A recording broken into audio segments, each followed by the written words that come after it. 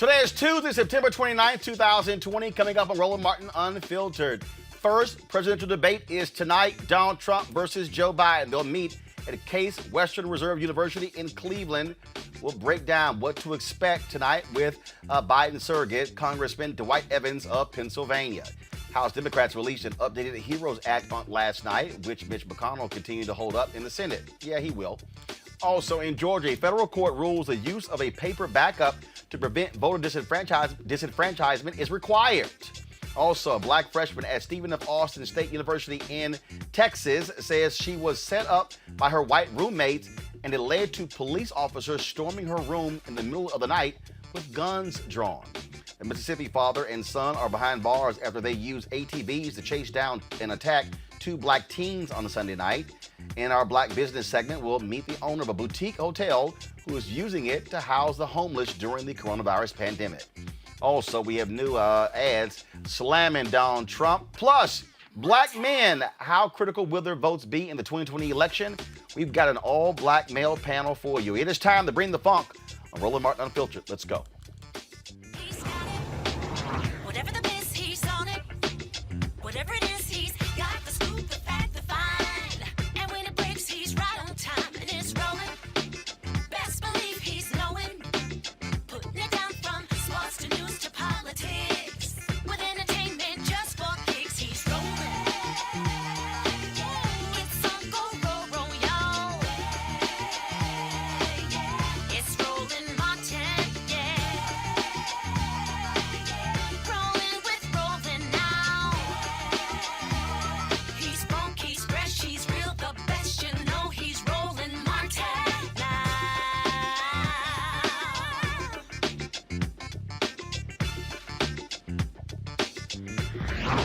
Martin. Big debate tonight between Joe Biden and Donald Trump taking place in Cleveland, the first of three presidential debates. It is 34 days, folks, until Election Day. Folks are already casting ballots, and you talk about big numbers. More than 1 million people have already voted early across the country. At this stage in 2016, it was around 10,000, folks. It is going to be a crazy night. Already, the Trump campaign has had all kinds of shenanigans, complaining that Joe Biden wants a break every 30 minutes. Also, Trump demanding a drug test, and then all of a sudden saying that, questioning whether Joe Biden was going to have an earpiece during the debate. The Biden campaign has completely dismissed it, but of course, Facebook, it is running rampant as well. And so all those things are happening. Let's break it down with our panel. Malik Abdul, Republican strategist, Brittany Lee Lewis, political analyst. Later, I'll be joined by Michael Brown, former vice chair, DNC Finance Committee. Also, we'll be chatting in a second with Congressman Dwight Evans of Pennsylvania. Brittany, it is going to be, obviously, Chris Wallace is the moderator. He's already said he won't be doing any fact-checking to me, which is an absolute joke. They're going to be containing this thing to 3 or 4 different issues, but there's no doubt in my mind taxes will come up. The Biden campaign today, Joe Biden and Senator Kamala Harris both dropped their 2019 taxes. Donald Trump hasn't dropped his taxes. That, to me, was a smart move by Biden and Harris. Yeah, absolutely. I mean, we know that there's going to be a hot spot for, Donald Trump in the debate. What can he really say? He's doing what he typically does, which is lying, saying it's not true. And I think it's very clear, both Biden and Harris have released their tax returns. They're being extremely transparent. We know what taxes were paid for all of the previous, sitting presidents. So, it's very clear that Donald Trump is trying to avoid something. And he's literally either one of the worst businessmen on the planet or he's an absolute fraud. So I'm excited to see how this plays out. I really hope that Biden goes on the offense tonight and takes him down. Malik, bottom line is here. Republicans, Donald Trump can't run away from the tax issue. The New York Times has dropped for their second story on yesterday. He keeps saying fake news, fake news. Yeah, but is that like he's going to somehow actually drop his tax returns? This is an issue that is going to be critical. He's talking about, I'm for the little man. Their report also shows he paid hundreds of thousands of dollars in taxes to other countries, but nothing to the United States. He has to deal with this tonight. Absolutely. This is something that the president has to deal with. I actually think that the president should have released his taxes prior to this. And I've said many times, even on your show before, that I thought that that was something that he should do. Personally, again, I don't particularly care about a candidate's tax returns, but absolutely, Joe Biden is going to use this as a wedge in this. In the debate tonight, and I actually think that he should. It makes sense for any candidate to do it. We've been talking about Donald Trump's tax returns since 2016. I do believe that it will definitely be an issue in the debate tonight. I don't think that the issue of tax returns itself is going to change any vote at all, but the notion that Donald Trump, well, at least it seems as if we got some more information about the Donald Trump's tax returns, whether or not they were released illegally or whatever the case may be. We do have some insight, and for the most part, this is pretty embarrassing for the president. We haven't seen anything yet that proves he's done anything illegal, but it is embarrassing. Of course, it's embarrassing to know that someone as wealthy as Donald Trump pays what the law apparently illegal. That's incorrect. You said there's nothing they've shown he's done anything too illegal. First of all, in their report, it showed where he has received a charitable break for using his estate in New York as a business when actually it's for personal use. Second of all, their report also shows that he was paying Ivanka Trump consultant fees, even though she was already working for the company. Those are issues, those are legal issues. The report also shows, in terms of a legal issue, Donald Trump claiming that he lost money, but then when he has actually tried to seek loans, claiming something else. So those papers have indeed shown the potential illegal activity of Donald Trump. Well, yeah. Well, see, I think you actually said the word there, potential. It's either he did do it, did it actually show that he did something illegal, or it was something that was potentially illegal. First of all, Melly, remember, the New York Times, they're not the ones to determine that. And that's one of the reasons why the Manhattan DA has their investigation, while the Attorney General of New York State has her investigation, Letitia James. But also, Donald Trump has been fighting Congress from getting it taken to the Supreme Court. Clearly, when you fight this hard, you don't want folks to see what's in your taxes. Well, we've had this discussion on your show before. No, Donald Trump doesn't want to see what's in his taxes. Even if everything that he did was legal and above the board, the fact is that a $750 payment is, in comparison to what most Americans pay overall, it is absolutely low. So that in itself is embarrassing. So even if everything else that he did was legal and he had an accountant that was able to move some numbers around or whatever, even if all of that was legal, the fact is that it is absolutely embarrassing to know that he paid $750 in taxes. It seems as if that, of course, obviously, he's not the only rich person who has these type of accountants who's able to do the work the system in this way. He's not new to this at all. Well, his tax returns in that sense, it's not a new thing, but it's absolutely embarrassing. And I'm pretty sure that tonight, that, as I said, Joe Biden is going to push hard on it tonight. I am absolutely sure that he will. Michael Brown joins us right now, former vice chair, DNC Finance Committee. Michael, again, it's going to be a big night tonight. What's weird is that the Trump people, they've been consistently trying to lower expectations. In the last 48 hours, they've been furiously emailing surrogates trying to raise the stakes. A little late, y'all. Yeah, well, they don't know what to do. It's like everything with the Trump campaign or 45's campaign. They can't figure out their messaging. They don't know really how to hit Vice President Biden. They don't know whether to lower expectation, heighten expectation. He doesn't know whether he should do prep. He thinks he can just do everything on the fly. You know, he doesn't. When you're down 8 points now in Pennsylvania, when you're down nationwide, obviously the nationwide polls are not as important as the statewide polls, and you're down in a lot of the battlegrounds. You've already started to throw out ballots in North Carolina that are impacting Latino Americans and Black Americans. They don't know what to do. So the only thing they can do is to try to cheat, lie, and steal. And it's not going to be enough. That's why, Roland, as you and I've talked about, the larger the win for the vice president, the better. If it's close, that's not good. If it's a wide margin, that's fine. Michael froze there. I want to go right down to the phone lines. Congressman Dwight Evans of Pennsylvania. He joins us right now. Congressman, glad to have you on the show. You heard Michael there mention the most recent ABC poll showing Joe Biden up 9 points. That the Supreme Court pick of Amy Coney Barrett has not helped him increase his numbers there.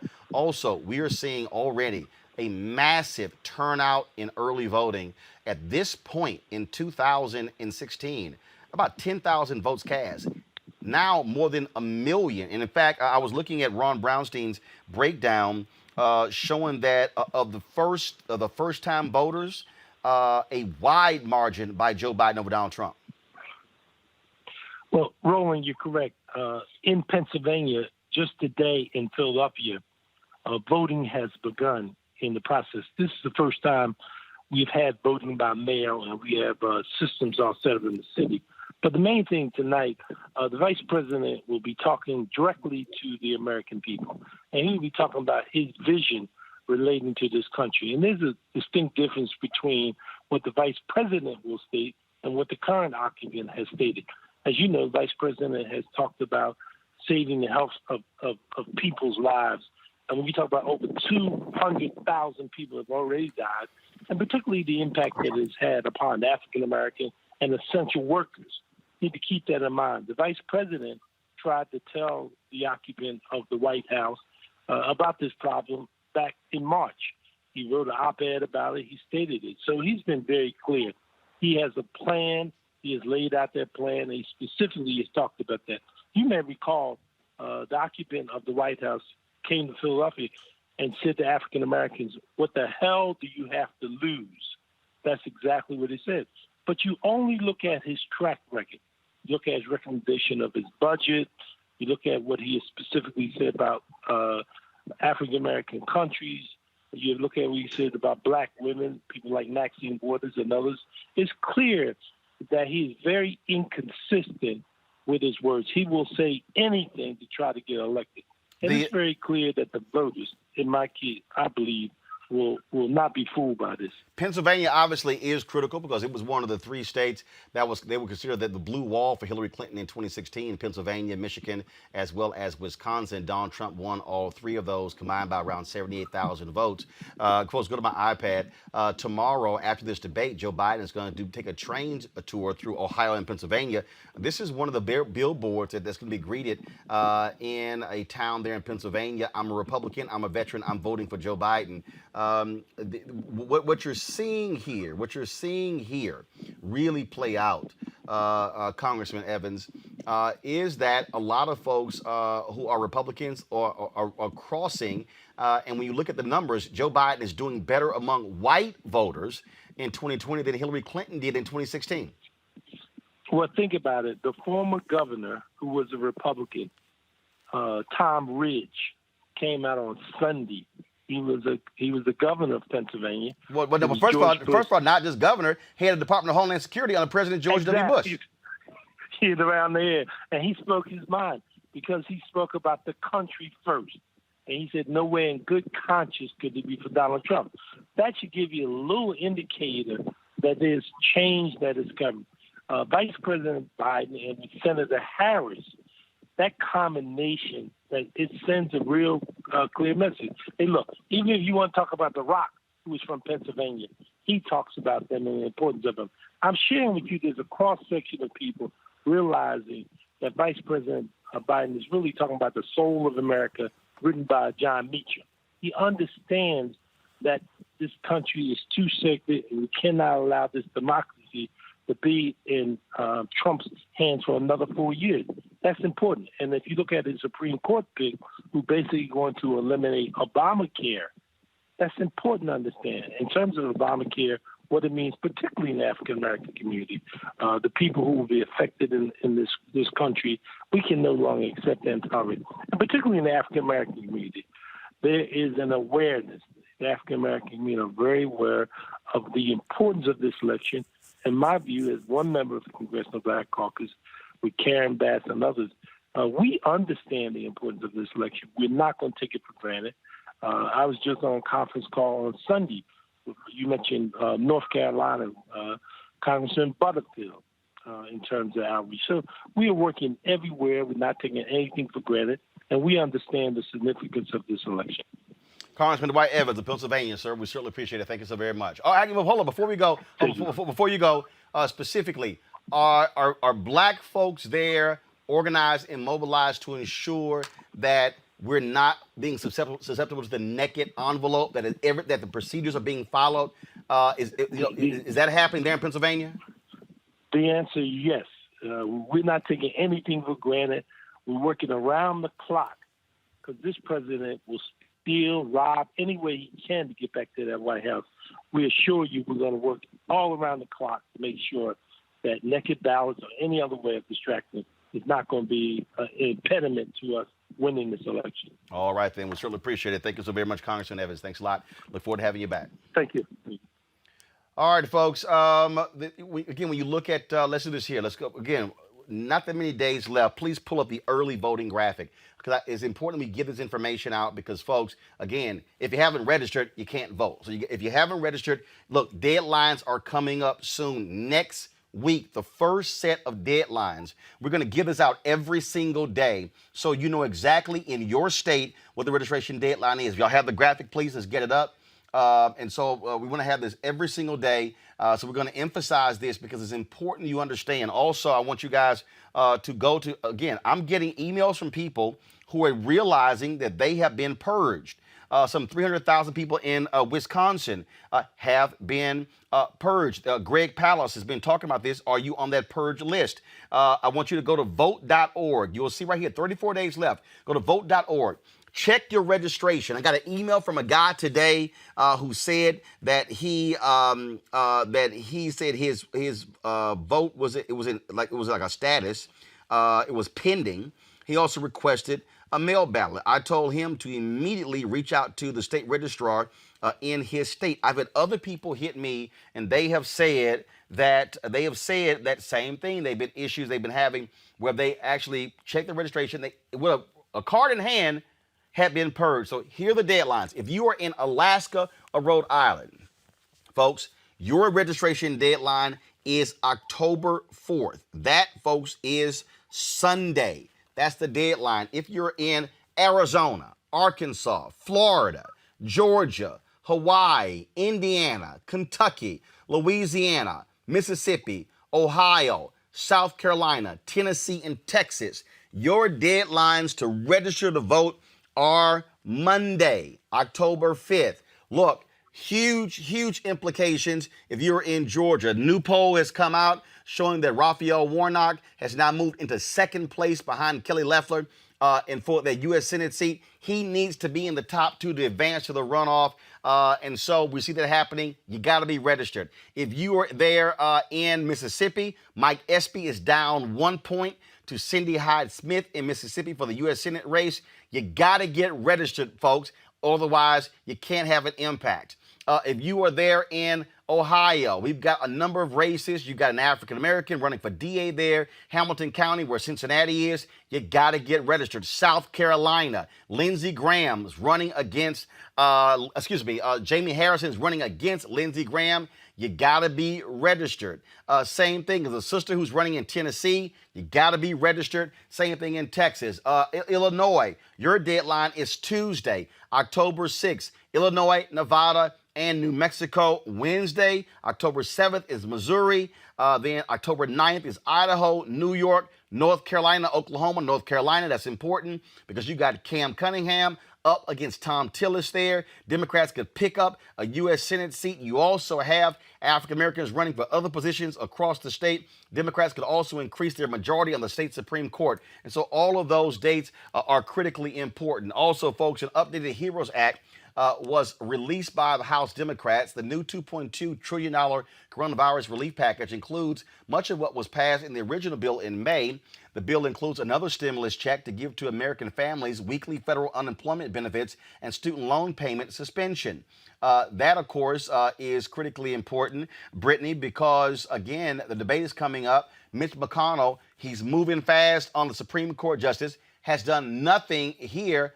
Look, Americans out there are suffering on unemployment Republicans might want to pay attention. Little hard to say you care about the voters if you haven't moved on that, but you sure as hell moving on judges. We would think so. And it's really about time for this HEROES Act to come out. The American people have been struggling, and we know that, Roland. As of August, we still had about 30 million Americans with little to no income coming in. And our response, right, it completely tears down the notion of American exceptionalism. In neighboring developing countries, they've had a much swifter response, not only in terms of handling the virus, but also in terms of ensuring citizens, are receiving some type of regular stimulus check and, putting food on the table. So, yeah, the Republicans, really better get on it. And I pray that they approve it. And if not, I also hope that it affects the way in which Americans are voting, because it's very clear the Republican Party does not care about Americans, and they certainly don't care about Black folks. Miller, your party may want to do something real fast because, again, to take no action when it comes to Americans who are hurting as a result of coronavirus is not a good look. I agree that it's not a good look, and I do hope that even though that the people are suggesting that it may not happen this week at all, I actually do hope that they vote on the new bill, the House bill that just came out. I think they just settled on today. There are probably going to be a lot of things in there, a few things in there that Republicans are going to want as part of that package. But I think that this is something that they should do. But I will continue to reject the notion that the Republican Party doesn't care about Black people. I think that's a lot of hyperbole, and I don't think that this is something that's really adding to our political discourse. In fact, I think it's very toxic. But absolutely, I do believe that the Republicans should put something on the table and vote for a package before they go off for this month-long pre-election recess that I think happens this week. I think that both sides should come to an agreement on what the terms are, and before they go home for recess, I think they should come to an agreement. And there are things that are looking promising in the Democratic package that they just released. But as I said, there are some questions that I'm sure that Republicans are going to have about it. But a couple of those things that they're talking about, even the addition, the money for schools, yes, the original package that the Republicans had that money in it for schools, and Democrats added even more money to it. And so those things will absolutely be helpful. The $1,200 stimulus, don't know about that particularly, but hey, as someone who will probably get a $1,200 check, I'm going to say absolutely I would want to get a $1,200 check. Whether or not that passes eventually, I don't know. But they should definitely, before they go home for recess this week, they should pass a bill. They should come to an agreement. But Michael, here's the deal. No excuse why not. Michael, here's the deal. Democrats have already passed a bill in the House. They're just waiting for Mitch McConnell to even bring it up. He won't even do that. Well, he hasn't touched several of the bills that Nancy Pelosi. Not several. He hasn't touched 400. He hasn't touched. Exactly. And so, I don't, unless it's exactly the way the White House wants it, or exactly the way the Senate Republicans want it, I'm not as confident as Malik is that something will get done. They just don't want to do anything for the American people. They think they would rather just wait and just hold their dice and maybe wait to see what happens, try to get lucky on November 3rd, and then deal with it. They don't want to do anything that will upset their so-called base that they are so frightened of. And because of that, American people are suffering. It's just poor leadership. It's this incredible time in our country's history, and we all should be embarrassed. Folks, a federal judge orders state officials in Georgia to provide backup paper poll books with lists of all eligible voters to precincts in an effort to prevent long lines and improve procedures during November's general election. The poll books are used to check voter registration at polling sites and were partially responsible for voting difficulties in some districts in Georgia during the June primaries. U.S. District Judge Amy Totenberg, who was nominated by former President Obama, ruled that Republican Secretary of State Brad Raffensperger must immediately send paper formats of all the information contained in electronic poll books and require election officials to use this paper backup in the case of a machine malfunction. Brittany, this is critically important because these federal judges, they have been doing their part challenging these Republicans. Republicans are doing their best to lead voter suppression. It's so bad. These idiots, and yes, I'm going to call Malik your party idiots. In Texas, Governor Greg Abbott extended early voting. It was supposed to start, I think, October 19th. He pushed it up 6 days, October 13th, because coronavirus. His own party is suing him because of that. And you see, and then, of course, what this ruling here in Georgia, these are the games that Republicans are playing all across the country, from Ohio, okay, when it came to drop boxes, to Pennsylvania, to North Carolina, to South Carolina. I mean, I can go on and on and on, and it's Republicans who are trying to stop people from voting and putting barriers in place.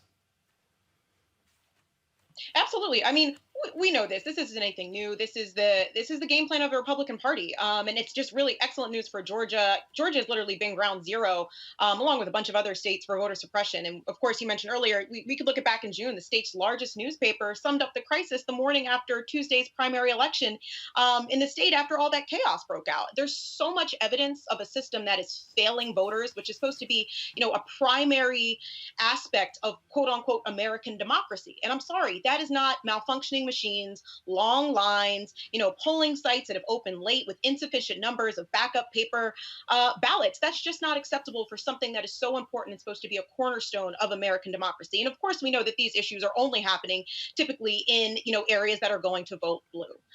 So Republicans are at it again, and we got to keep the fight going. Melik, I don't understand why your party continues to do this here. I mean, literally, when we start talking about putting barriers in place of people to vote, it's always Republican Party. I mean, I'm looking at cases: Pennsylvania, North Carolina, South Carolina, Tennessee, Florida, Texas, Ohio, Wisconsin, Michigan, and it goes on and on and on. What the hell?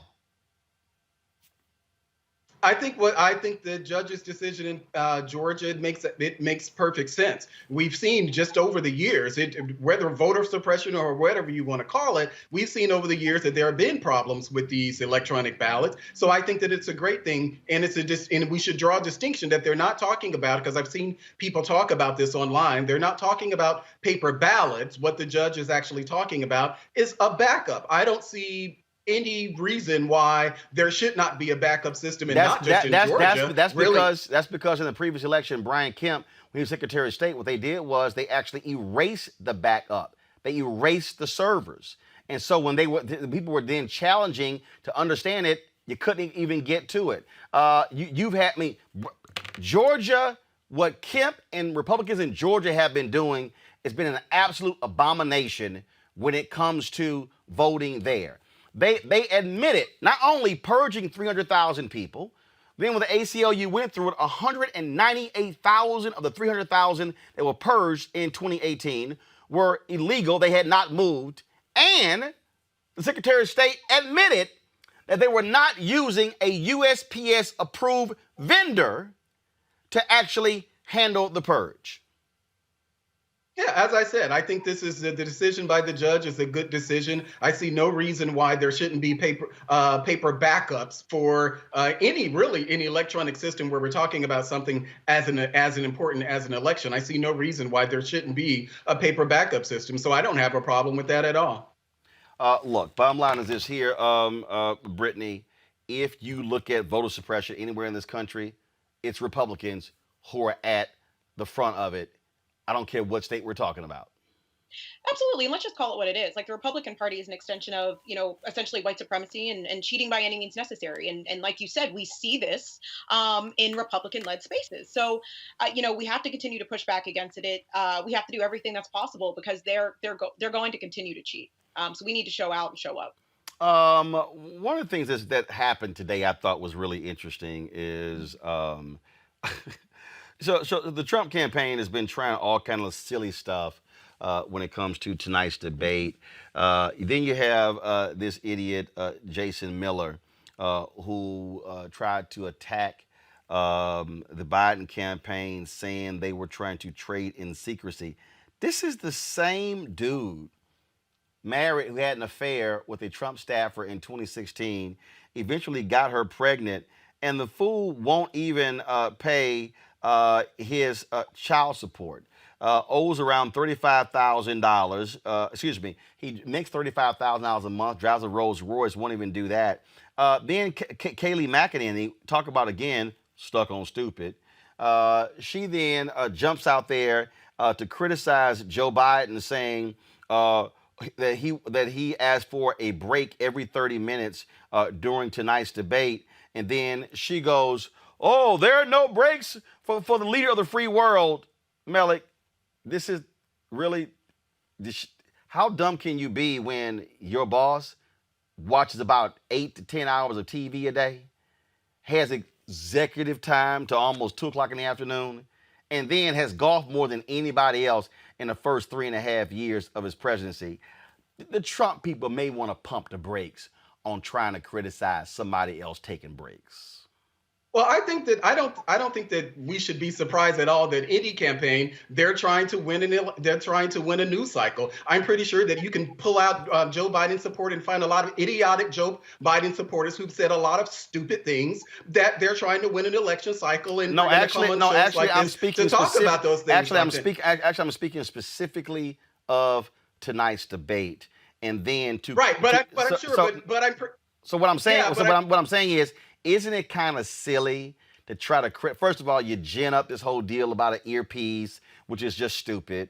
Then the whole deal, Joe Biden, Rudy Giuliani was on Fox. Oh, Joe Biden, I've had doctors test him, and he's sitting here being amped up. They're pumping him up with drugs. And then now here's a tweet from McEnany. Biden is asking for a break every 30 minutes during tonight's debate. There are no breaks when you're leader of the free world, Joe. Seriously? When your boss is actually, he watches more TV than anybody else. Hell, he watches more TV than television critics. Yeah, but my point is that this is how the political game works. I'm pretty sure that if you were interested, you could actually go through and pull out a lot of idiotic things that Joe Biden and his campaign have said in reference to tonight's debate. I've seen it online. You got one? Hold on. Give me one. Give me one or two. Well, roll it. Well, okay. Well, I'll find that in a second when we go to a break. No. Here's the deal. I'm gonna go to Brittany. Go look for it right now. Since we're in the segment, go look for it right now. Okay. Brittany, go ahead. I mean, I think it's silly. I think it's political theater at the end of the day. And regardless of whether this is a strategy or not to win the media cycle, I think it's silly. If you want to win the media cycle, do something that's worthy of winning the media cycle. Actually talk about issues and challenge Biden on his stances, on his policies, the thing that he's done. Not talk about whether or not he needs to have a break every 30 minutes in between, a debate. That's really silly. And it's ironic, like you mentioned, Roland, which this is the same guy who has spent more time on the golf course in the middle of a pandemic, than any other sitting president. It's truly hypocrisy. And it's typical of the Republican Party, right? If we can't attack you on things that actually matter, we're going to come up with off-the-wall things to criticize you and your ability to lead. And I don't think, quite frankly, that Donald Trump is the person to be, or his party, to be criticizing anybody in terms of their cognitive abilities, because there's also numerous studies and numerous people who have attacked Donald Trump's cognitive abilities and his, inability to finish sentences. I mean, he can't even really hold a debate. Everybody knows Trump's style of debating is based on silly, demeaning attacks instead of actually being steeped or rooted in issues, right? He's known for avoiding the problems, finding anyone else to scapegoat or blame for what he's done. He is the quintessential definition of a narcissist. Melik, you found anything? Yeah, actually, there it is, a statement from Jennifer. I'm assuming this is Jennifer Granholm. What she's talking about is the same thing that we've heard talked about probably for the past 4 years. What did she say? What did she say? Well, what she says is that he will actually start out talking about calling Donald Trump an inveterate liar and will lie during the debate. But he's a liar. Talk about the fact. Well, but that's the thing then, Roland. No. Hold up. So you're trying to compare. You're actually trying to compare former Michigan Governor Jennifer Granholm saying that Donald Trump is likely going to lie during the debate to Kayleigh McEnany actually complaining about Joe Biden asking for a break every 30 minutes and then saying that the leader of the free world doesn't take breaks when her boss actually watches 10 hours of TV a day. But Roland, that of course that Kayleigh McEnany is going to say that. Again, this is all part of the lead up to the debate. This is what happens literally all the time. If you're Kayleigh, Melik, if you're Kayleigh McEnany and you want to actually talk about, substance or things on those lines, but literally she's trying to complain about him taking breaks when her boss, his whole presidency has been a break. But this is the whole idea is cheap shots. In the statement that we were just talking about from Jennifer, read it. No, I want you to read what she said. The actual. Hold on. You're saying what you're about to read, you're calling a cheap shot? Go ahead and read it. So she said he can start out by saying, acknowledging from the outset that Donald Trump is an inveterate liar, and he will be during the debate. He just can't spend all of his time talking about battling Donald Trump's lies, whatever. He can go on to talk about the messaging and things like that. This is the idea. So 1 second, are you actually saying that her calling Donald Trump an inveterate liar is a cheap shot, or is it factual? Well, what I'm saying is that that's not policy. No, but no, actually it is policy if you lie about But that's policy. not policy. No, hold on. It's Actually, it's policy if you lie about policy. You can't say that calling somebody a Melik, liar. is Donald Trump a liar? Melik, is Donald Trump a liar? There are things just like Joe Biden. No, I'm asking. Is Donald Trump a liar? There are things just like Joe Biden that Donald Trump has said. Has Donald Trump told more than 10,000 lies since he's been in the White House? Well, I don't know. I mean, I haven't actually, counted I haven't counted actually, the number fact of checkers have. Melik, Melik, this is real simple. Even though you voting for Donald Trump again, bruh, you just need to go ahead and let that one go just by saying, yeah, he lies too much. He lies too much. We've talked about this on your show many times. So just let it go. He lies too much. He's a liar. But no, you want me to say what you want me to say. But is he a liar? Roland, is he a liar? On your show. Roland, I've been on your show. Is he a liar? Yes or no? Roland, I've been on your show many times before, things that I've disagreed with Donald Trump. I've actually been honest in talking about that. Joe Biden has lied. We know that Joe Biden has lied. I'm not going to get on your show and say that Joe Biden is a liar because he's told things, he said things that just wasn't true. Okay, how about this here? Who's a bigger liar, Trump or Biden? To me, they're both politicians, so it Brittany, doesn't matter. Let me ask you a question. Brittany, it just doesn't matter. Brittany, let me ask you a question. Who's a bigger liar, Trump or Joe Biden? Well, of course we know what Brittany's going to say. 1 second. Melik, I didn't ask you. I asked Brittany. Her time to talk. Brittany, go ahead. We know it's Trump. I mean, we've seen so many times where this man has been fact-checked over and over and over again. I mean, just very blatant lies. There's been various media outlets that have literally had clips of Donald Trump saying one thing and proof of what he's actually done on the other hand. And then, wait a minute, then they got stuff where he then lied about the lie. He says, I didn't say that. Melik, I'll bet you right now. Melik, I'll bet you $50 at the end of tonight, Donald Trump will say more lies than Joe Biden. Take the bet? Well, we know. Now hold on. Melik, I'm just asking you. Do you take the bet? No, I'm not going to bet you on that, but I'm pretty sure. You know why you ain't going to bet me? Because you know you're going to lose $50. Joe Biden will tell his number. Hold up. Melik. I'll bet you $50. At the end of tonight, Donald Trump will tell more lies than Joe Biden. Well, hold on. Do you want to bet? No, I'm not. Because your ass know he gonna lie. I gotta go to a break. I'll be back on Rolling Martin Unfiltered. You know I'll be back. I gotta keep the stats. Who's the stat keeper that turns these stats into facts in the practical real life? But we act exactly. It ain't like, all right, let Roland do it, or I'll flip on when I want to get woke, right? Because Roland got it covered. So we gotta say that, all right, when you age up, your responsibility up. It ain't for us. It's for somebody else. It's really for those after us. It's for our kids and all those younger, that we have to be able to understand what's coming at us, because it's coming at us at a super accelerated rate. I mean, everybody got a computer attached to their hip. Right. Now, is it a toy or is it a tool? So when you go into it to do the toys and you like this all day, you a bot, that's one thing. But what are you about? And it's going into it and say, okay, we got to keep watch on this. It's our security. It's somebody watching your back of the stats. And there's been so many games played. And the reason why we can't always jump on millennials and millennial disactivity is because these are different people, whether it's the love or hate, different people than it was 20 years ago. People have moved in and people have died off. Right. That's why you always got to keep it like this. You got to always keep the momentum of letting you know, and when you get that person say, oh, I heard this before. I said, you might have heard this before, but the next person ain't heard it at all. So it's a relentless upkeeping of watching your back. Y'all Y'all know who Roland Martin is. He got the ascot on, he do the news. It's fancy news. Keep it rolling. Right here. Rolling. Roland Martin.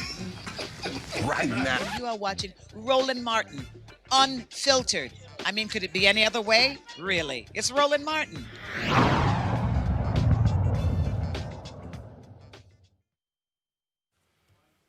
All right, y'all. You know we focus on black business on our show. And Kristen Kitchen, she's the founder and CEO of Sojourn Heritage Accommodations. Their mission is to create a unique brand of boutique hotels focused on the history, culture, and heritage in the communities where they are located. The Sojourn Heritage Accommodations Hotel Group recently launched the Dunn's Josephine Hotel located in Miami, Florida, in the historic Overtown District. The hotel is an ode to both the Miami and Harlem Renaissance periods. Each guest room is decorated and dedicated to Harlem Renaissance legends such as Josephine Baker, Langston Hughes, Zora Neale Hurston, to name a few. Joining us right now is Kristen Kitchen. How you doing? Hello, Roland. How are you? Doing great. First off, are these bed and breakfasts or are they hotels? Is there a difference? Well, 6 Acres is a bed and breakfast, and the Dunn's Josephine is a boutique hotel. So every B&B girl wants to be a hotelier. So we just made that transition. And so, was this your first foray into the hotel business? Yes, it is. Yes, it is. So we chose Miami because it's hard to fail in a city that ranks number 1 or 2 in tourism. So that's why we chose Miami. Obviously, there are folks, you have Airbnb and things along those lines. And so how do you hope to compete?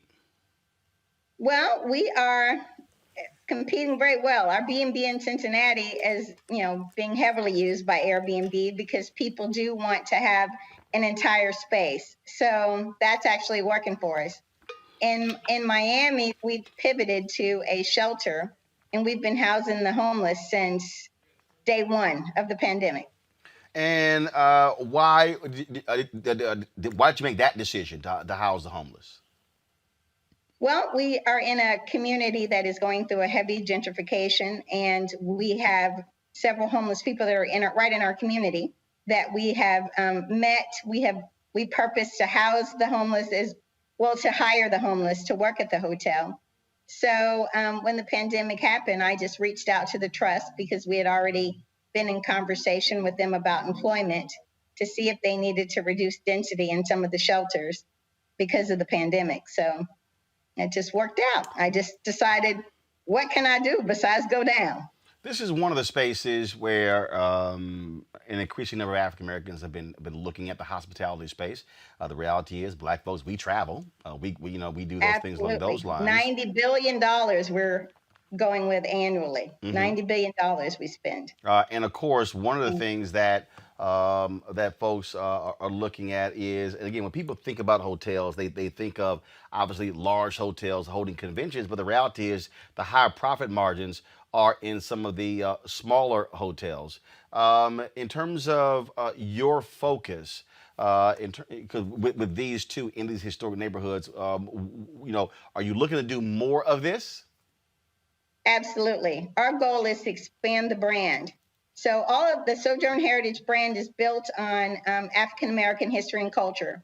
So our job is to go into communities that are going through a gentrification and tell the African American story and to share our history with the world. So our goal is to stretch it out all over the country. African American history is so relevant and so important, and it's an easy blend to kind of have a night at the museum, so to speak, as opposed to just going to a museum or just going to a hotel. You can combine the both, and it gives us the opportunity to teach and educate the general population about our culture. Last question for you. And these homes, are you looking for the same type of focus, a home, as opposed to a typical hotel structure, which is really a much larger structure with 100, 200, 300, 400 plus rooms? Well, the 6 Acres Bed and Breakfast is a historic site. So we chose that because it was actually a physical site that was part of the Underground Railroad. And the Dunn's Josephine was actually a boutique hotel. During segregation, it had 24 rooms, and they had bathrooms in the hallway. So we reduced the number of rooms to 15 so that we could put an ensuite bathroom in all the rooms when we did the renovation. So we're looking to take our historic spaces, we're looking to take historic spaces in communities and convert them into boutique hotel spaces. Uh, So and in fact, I want to make that point there about the boutique. This will actually be the last question. We have seen that actually, with even the larger hotel chains have been creating boutique hotels because a lot of customers prefer that as opposed to the much larger sort of chain hotels that we've gotten used to. absolutely. And heritage tourism is the fastest growing sector of the tourism industry. So people are looking to come and have a more immersive stay and actually experience a community and learn and experience that neighborhood. So another thing that we do at the Sojourn Heritage is we source as many of our vendors locally as we can. So our soaps, our shampoos, our body butters, our coffees, our teas are all from people within the community or within Greater Miami. So that's a major part of our goal as well. So as you go to different ones, you'll have the opportunity to experience different things, which is different from any other hotel brand because you have to go into those portals. Oftentimes, they aren't dealing with companies that aren't worth at least $1 million. And so it prevents African Americans from having the opportunity to get into the portal and compete. Absolutely. So we're really trying to do something. All right, then. Well, first of all, where can people get more information about your hotels? You can go to www.sojournheritage.com. Hold up. Oh, sorry. Your Skype is breaking up. Okay, let's start over again. Your Skype there broke up. Give it again. Twitter. Go to Duns Josephine. All right, folks. Her Skype is breaking up there. And so if you go to Duns Josephine, what we'll do is we'll actually get the information as well. And we'll place that on social media. Folks, I want to talk about this story here out of Texas that is really crazy and also speaks to one of the issues that we as African Americans have to face. Black student in Stephen F. Austin in Nacogdoches, Texas. She is a white roommate. Well, she's a black freshman. Well, what happened was her racist white roommates set her up, which led to the university police officers bursting into her room with guns drawn at 3 in the morning.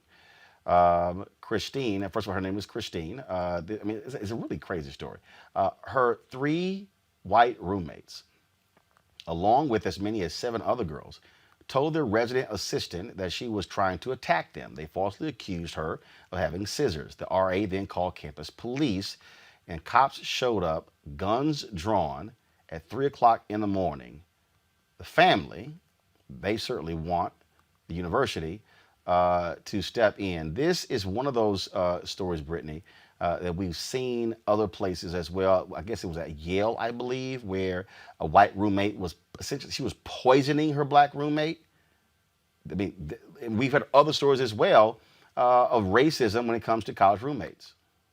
Absolutely. I mean, this is an ongoing thing for Black students. These types of racist attacks on Black folks at these universities is neither rare nor random. Like you mentioned, these episodes not only correspond with what the Anti-Defamation League identifies as like this unprecedented increase in white supremacist activity since fall of 2016. And I'm going to let the viewers make that correlation. Since then, Black college students have been targeted in a ton of attacks at the Ivy League University, where I believe one white college student, she had a Black college student, she tried to poison her with her menstrual blood. In New York, at a New York institution, there was an issue. There was an issue at the University of Illinois, Catholic College in Pennsylvania. There's been multiple incidents. Historically, but especially heightened over the last 4 years, if you will. And it's unfortunate because these Black students have to live with the trauma. Can you imagine? I mean, we can imagine. We know too many of us have stories where guns have come blazing unjustly as a result of, white hatred. And, I think it's really important that the universities are doing the right steps and really caring about the Black students that they say they care about so much, right? Listen, I can tell you as somebody that works on a university campus, I've seen racist remarks not only come down from the university president, but I've also seen neo-Nazi posters all over the institution, and not much has been done. So it really is an issue that we have to deal with. Malik, statement from the university regarding what took place to Christine Evans. The university is investigating a racially diverse group of students in an accident involving a false report to the university police department. The students responsible will be held accountable for their actions at every possible level. This is where people should be kicked out of school. You actually, and I'm glad you read that statement, because when I saw it and I said to myself, well, what does that mean, a racially diverse group of students? And I know the 3 roommates were white and then the other 7 were racially diverse, but I don't know what that means. I have no concept of what that means at all and how that factors into what they did. What the roommates did were wrong. It doesn't matter if she were Black or if the roommates were white. Even if the roommates were Black, this is something that was wrong anyway. Whatever the motivation was, this is something that was wrong. We've definitely seen these things around the country before, so this isn't surprising to me. But one of the things that as I was reading up and just looking at some of these other cases, these things aren't prosecuted. They aren't prosecuted, or even they're finding that this was actually done for any type of racial purpose. So when you have these type of incidents racial motivation, but so when you have these type of incidents, clearly you have these 3 white roommates, I think I'm assuming female roommates, going doing this type of calling the police on to come in and do I think they call it swapping or something. Maybe that's the actual term. Swatting. It's swatting. Swatting. Yeah, swatting. Yeah, so the fact that they did this in and of itself is wrong. But I wonder, why is it that in all of these cases they don't find any type of racial motivation? I don't know what you need for something to be racially motivated.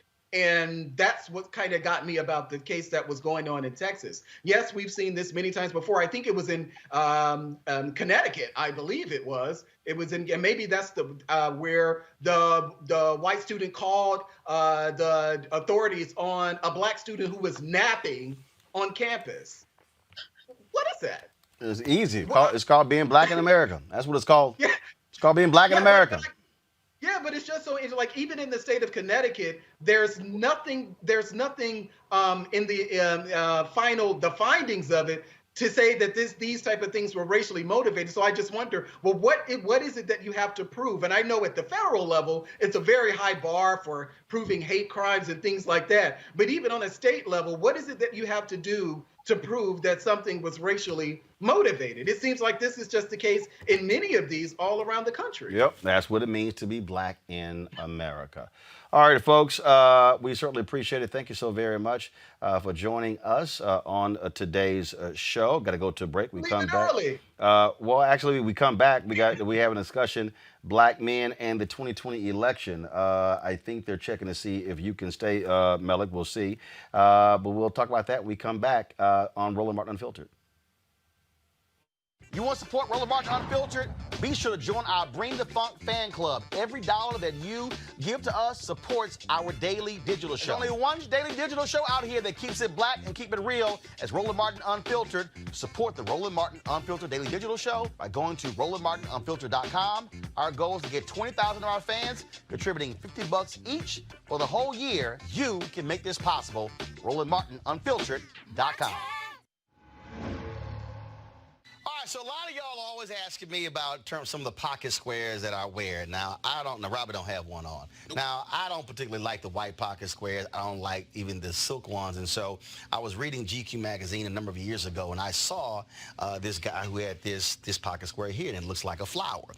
This is called a shibori pocket square. This is how the Japanese manipulate the fabric to create this sort of flower effect. So I'm going to take it out and then place it in my hand so you see what it looks like.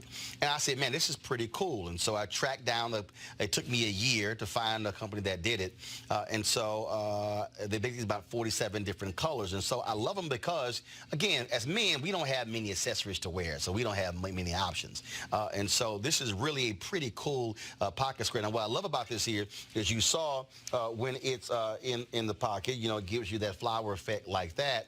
But if I wanted to also, unlike other, because if I flip it and turn it over, it actually gives me a different type of texture.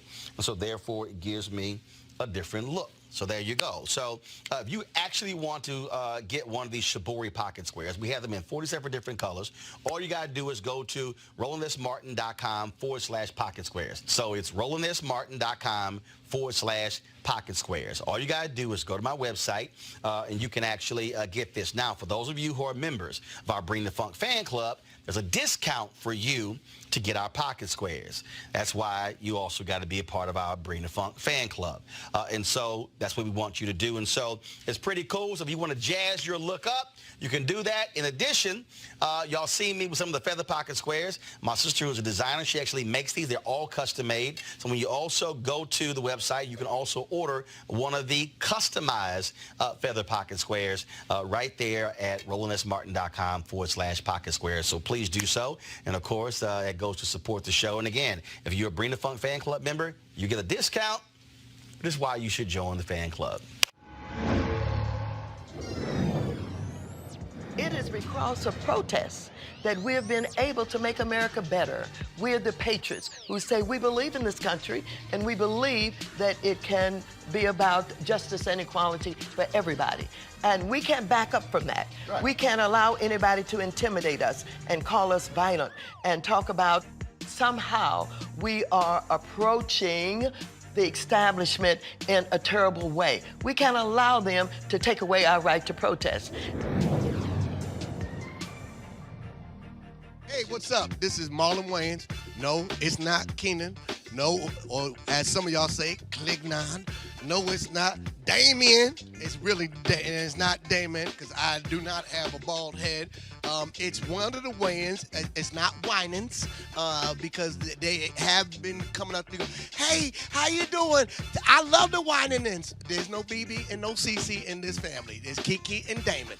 So I am one of them Wayans brothers, or as you may want to call fraternity population. There's the Chinese, and then there's the Wayans. There's so many of us. 7 Wayanses was born during this drop. So you are watching my man Roland Martin, who really is swagged out. I want to give a big shout out to my man Roland Martin because he inspired the generation. He's the one that got Al Sharpton in the gym doing selfies. He got and Reverend Al was like, oh, I see Roland trying to look like he got a little 2-pack. I'm going to get him one better. He's the one that got Al doing the one-handed almost push-up on the desk. So Roland Martin is the inspiration behind that. So be sure to tune in and watch. Roland Martin, Unfiltered. I'm Congresswoman Terry Sewell from the state of Alabama. You have one vote. Use it.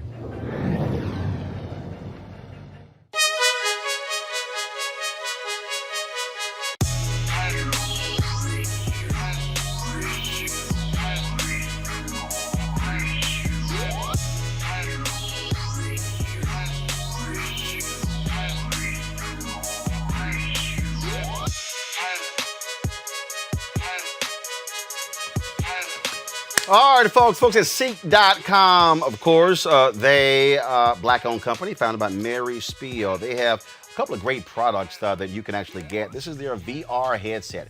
This headset, folks, allows for you to actually take your cell phone, pop it right into here, close it up, and then you can actually watch the VR content, the virtual reality content on Seek.com right there through your phone. Actually, it's pretty cool. You can also look at 360-degree video from other websites as well, and it puts you literally right there where the video was shot. And so they have this particular headset right here. They also have their 360-degree 4D headphones. And so these headphones right here, which are Bluetooth. Also, they have the headset, which you use for when you, if you're for all you gamers out there. And then, of course, it has this amazing sound, really, which actually covers around. Typically, you just have the headphones just right here, but this actually has a sound that goes all around your head. I love these headphones. Love listening to music with them and watching videos as well. And so, All you got to do, folks, is go to seek.com, CEEK.com. Use the promo code RMVIP2020. That's RMVIP2020 to actually try these out. And so that's what we want you to do. All right, folks. So again, go to seek.com. All right. You know, viral ads have been just slanging and banging all over the place. Here is today's batch. Americans love freedom, family, security, safety. What Americans don't love is chaos. It makes us feel unsafe, uneasy. When a child crosses state lines with an automatic weapon to shoot at protesters, that's chaos. Somebody taught that kid to think that way. Somebody taught him that AR-15s belong in a political debate. Who do you think that could have been? Knock the crap out of him. The audience hit back, and that's what we need, a little bit more of. Any guy that can do a body slam, he's my guy. They're animals. Please don't be too nice. Like everything else, it comes from the top. QAnon movement appears to be gaining a lot of followers. I understand they like me very much, which I appreciate. Trump is chaos and division and violence.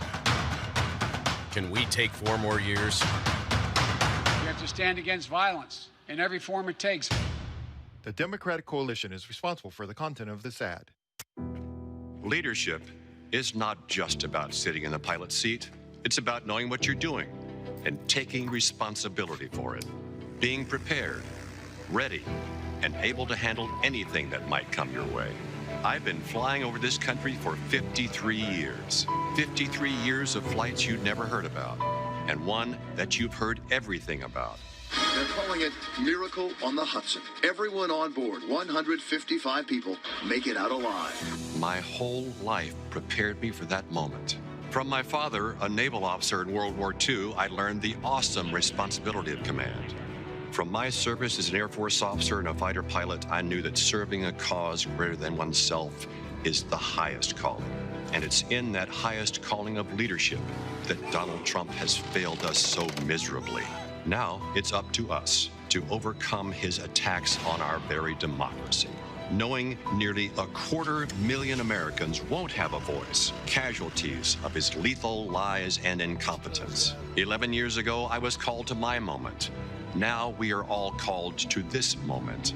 When you look down at our beautiful, boundless country, you don't see political divisions. It reminds us of who we are and what we can be. That we are in control of this nation's destiny. All we have to do is vote him out. Vote Vets and the Lincoln Project are responsible for the content of this advertising. I think Donald Trump is a political car wreck. This guy, Lindsey Graham, you have a guy, he's one of the dumbest human beings I've ever seen. Lindsey Graham called me a I couldn't care less about Lindsey Graham. I think he's a kook. I think he's unfit for office. I think he lost it. I don't think he has the temperament or judgment to be commander-in-chief. The guy is a nut job. The Republican Party has been conned here. I think you have one of the worst representatives of any representative in the United States. Midas Touch is responsible for the content of this advertising. Folks, this election, we are coming down to the final days. And of course, tonight begins the first debate taking place between Donald Trump and Joe Biden. Next week will be Senator Kamala Harris and Vice President Mike Pence. And then 2 more debates between Trump and Biden.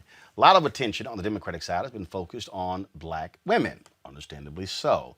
But black men also matter as well. Trump campaign, they believe they can get upwards of 20% of the black male vote because of how well they did with them in 2016. You've also had a number of black men speaking out, talking about the need for a black agenda. Ice Cube, Puff Daddy, we're still waiting on Puffy's plan that he talked about back in June. But an interesting video dropped. Tyler, the Creator, dropped a video, and it's also interesting you have other people out there. Mike Tyson announced that he'll be voting for the first time as well.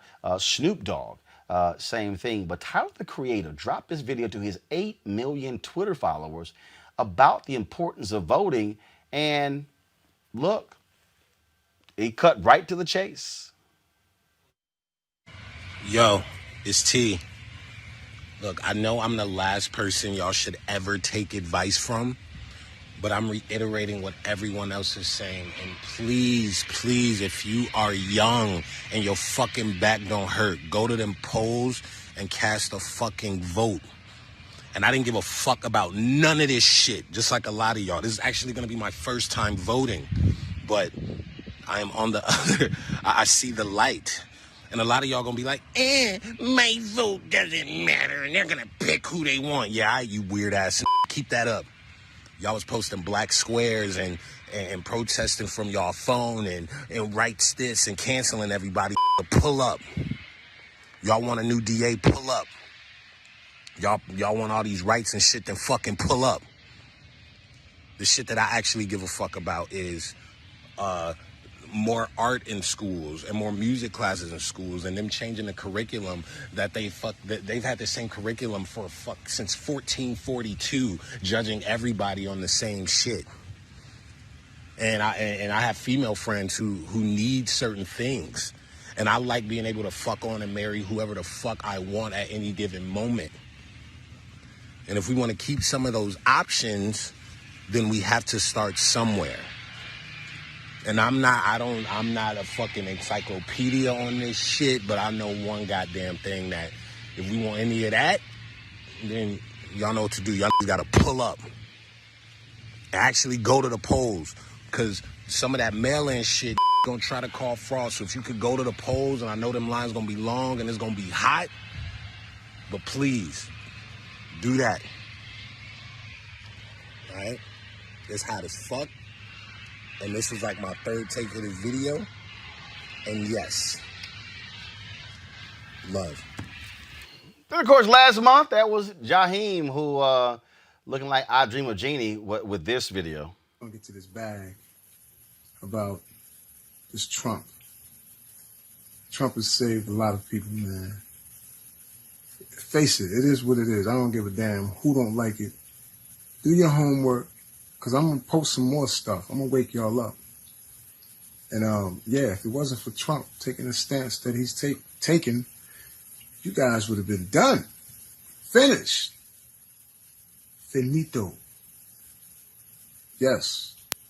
Flint, Michigan. Y'all already know I'm with y'all, man. Love y'all. And we're going to heal that nation over there. Peace. I'm going to get to this bag. Now, about Tyler, Jaheim didn't have no specificity on any topic.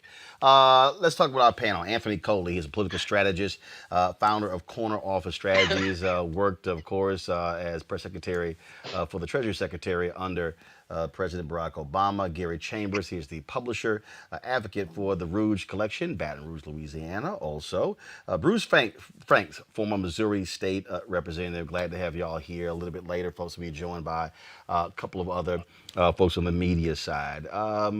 Bruce, I want to start. I'm going to start with you, Gary. Gary, you're right there in Louisiana.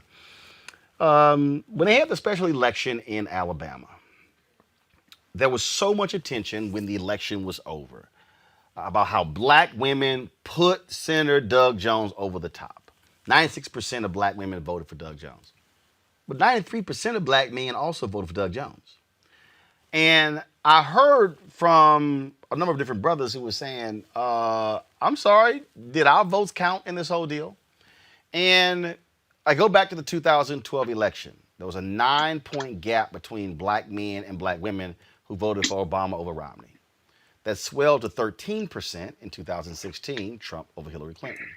As I said, the White House, and I've heard it from them directly, they really believe that they can get 20% or more of the black male vote. So the question is, do you believe that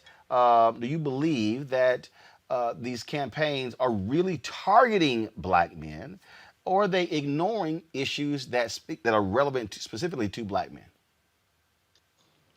I think that when you think about Donald Trump and his policies, that his policies have not overall been beneficial for black people. If you look at the method in which he handled the coronavirus, black folks are dying at an alarming rate from COVID-19, and that's because of his irresponsibility as a commander-in-chief. When you look at the economic situation in America, black folks have always been at the bottom economically. And just because he continued a trend of a healthy economy post-Obama, right, he has not done a good job managing the crisis, which is going to put us in a terrible situation. But I want to get to the point that you made about Doug Jones in Alabama, Roland, because I think that that is a critical point, right? There's so many times where we see where we divide the black male and the black female vote, and I think it's problematic, right? I do recognize that there are percentage points gaps between black male and black women voters, right?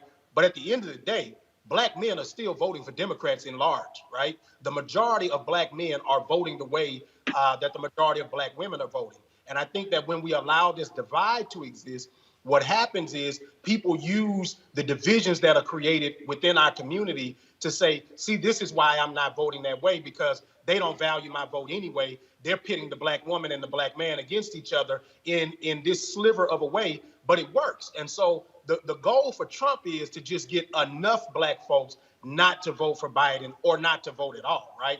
All of the conspiracy theories about mail-in voting, all of the talking he's having about not leaving office if he's elected, all of these things are to get people to feel such a way that they get disengaged from the voting process. And that's exactly the last thing we need to do. I live in Louisiana. We rank 50 in the nation of all states, right?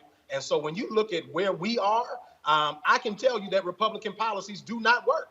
Republicans run our state Senate. They run our state our state House. They run the majority of the local municipalities in the state of Louisiana, and we rank 50 in the nation.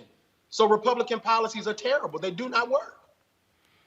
To that particular point, Malik, that you heard Garrett just talk about there, we know for a fact that Donald Trump often talked about the black voter. Oh, how he said what the hell you have to lose, but then he also thanked black people. He actually thanked black people for not voting.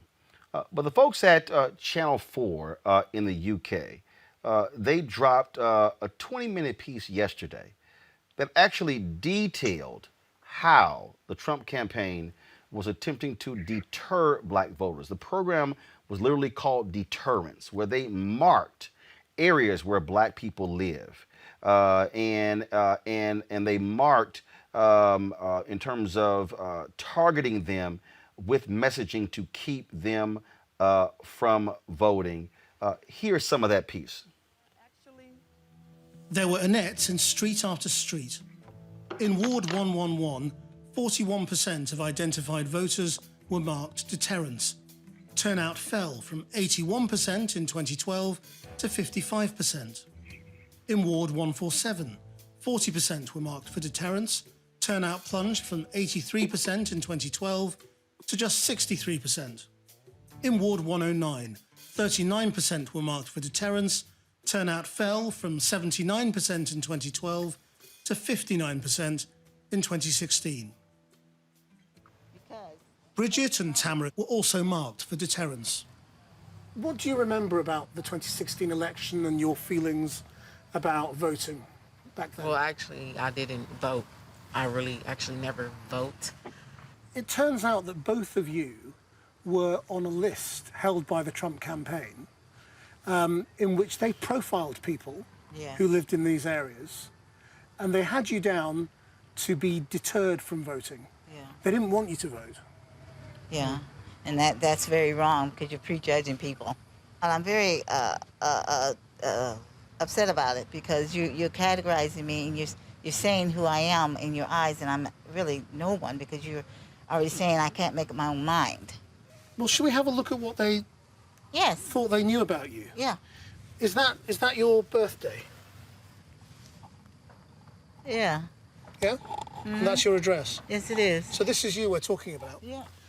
Okay, then when it comes to your personality, it says you're not very open as a person. I'm very open. Most You're people very are very open. much like me. I make first impressions very good on the first. What do you think about the fact that they hold this kind of I think they're information? wrong because I think that what they need to do is meet the individual. They used to have you Well, down. like, the thing here is that the Trump folk want, they say they can get black male voters, but really what they did in 16 was to keep black men and black women not voting. That's also how they targeted. Yeah, this is the first time I've ever heard any accusation that the Donald Trump campaign was interested in suppressing the black vote.